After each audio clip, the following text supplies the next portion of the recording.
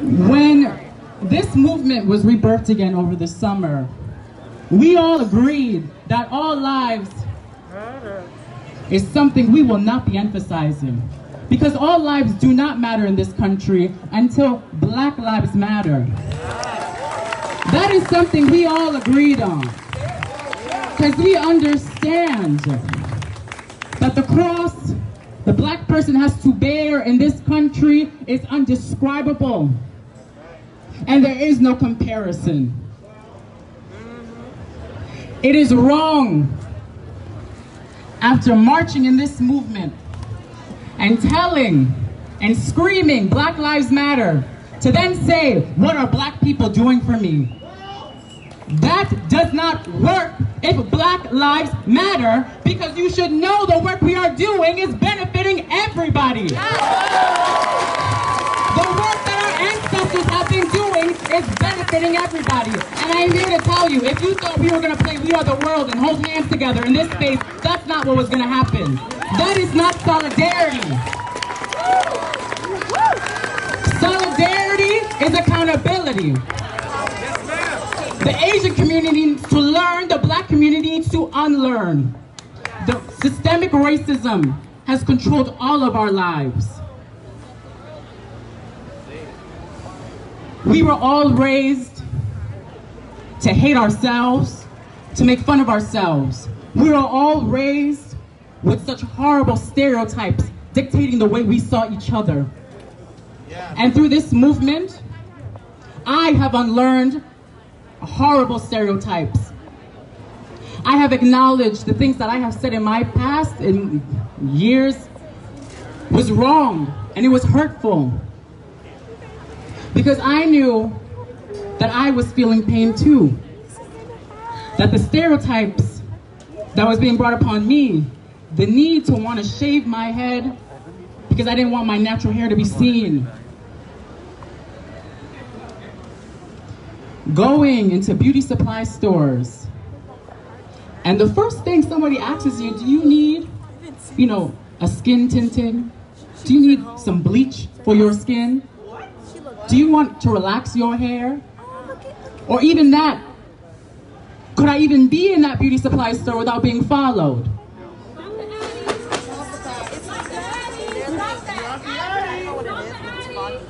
But we know it's all of them. It's all of them. Go to all. Go to all of them. You're right, Sam. It is only Black Lives Matter until it matters. Thank you. I know every life matters. To me, every life matters. But as Rohan said, our fight has been in unison.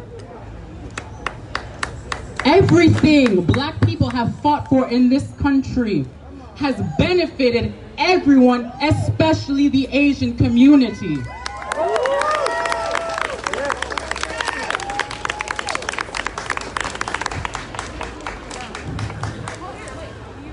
We need to understand as Black people, though, the hatred that was in our own community.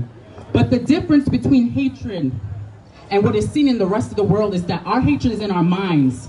The hatred that non-Black people have is in their hearts.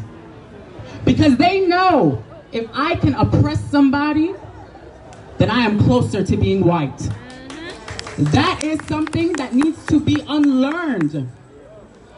Because Asian hate, Asian justice will never be brought if Black people are still dying. You can never end white supremacy towards Asian people if Black people are still facing that same white supremacy. There is not one liberation. There is not multiple liberations, there is only one. And it baffles me. When I am getting arrested, when I am being misgendered, when I am being assaulted, and I come out every single Thursday, and I kept coming out, and I'm going to keep on coming out, to then see division, to then see what are you doing? You need to do more. I was ready to take a bullet. Because black people life ain't guaranteed. Not if you trans. It is not guaranteed. You need to understand that your life is. You get to live a life. We have to survive in ours. And that is not to take away from your experience, because white supremacy, it encompasses everybody. But again, you will never be freed unless black people are freed. You will never be freed unless black women are freed. You will never be freed unless black trans women are freed.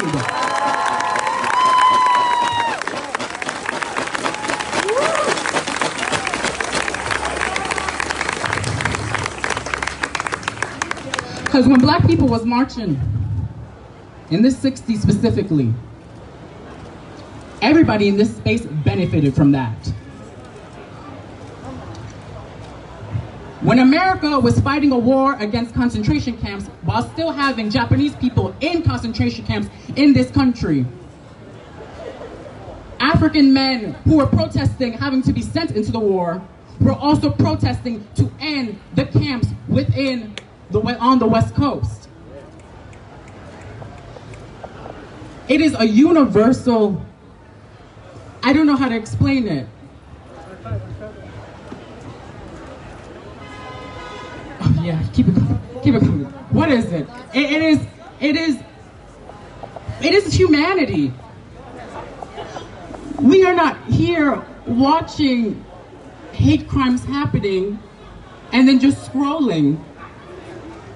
We are trying to figure out what can we do as black people to push our narrative that will uplift yours. And one thing that is certain is protesting is the bare minimum that you can do. But for many people, they're not even doing that, and yet have the most to say. So when somebody asks you something, you end that sentence, well, what are you doing for a black trans woman? And watch the face they make.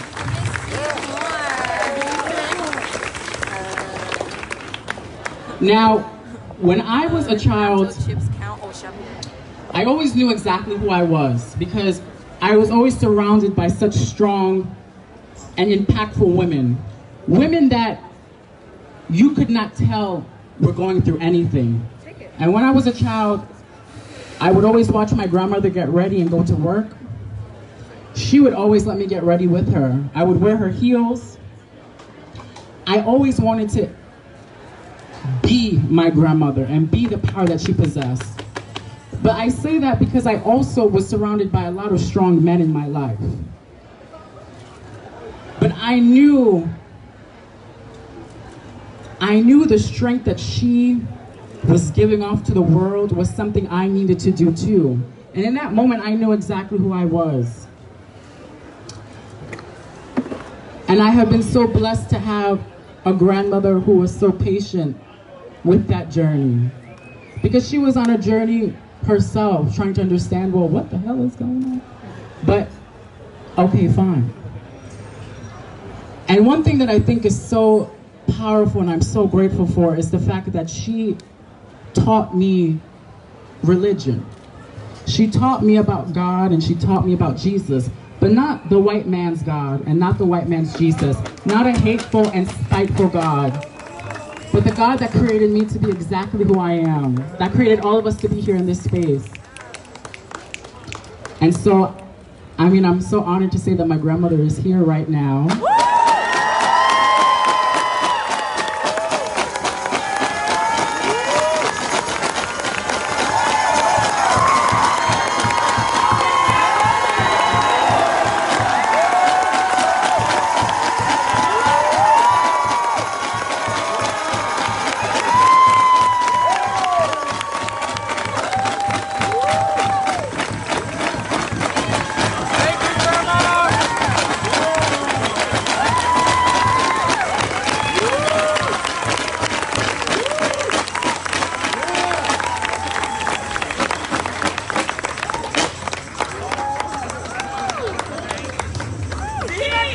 ¡Viva tu abuela!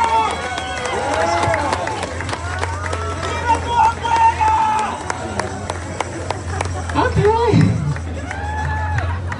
So, in this space, obviously a space where beauty happens, we want to ensure that that beauty continues to foster and grow within this space and as we exit from this space.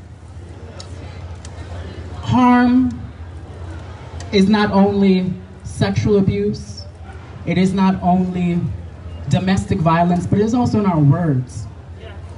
It is in our actions. It is an erasure and ignorance. So at any point you feel, or you know that you have been harmed by somebody who is in this space, please come to the organizers. Let us know. We are here to facilitate an environment that wants to treat people who have caused harm in an abolitionist mindset through restorative and transformative justice. We here have been practicing this mindset. We have been practicing how to carry and facilitate out these actions. So if you, obviously, whoever you feel comfortable, let them come up to us and we can handle and take care of the situation to ensure the safety and to ensure that love remains in this space. So thank you.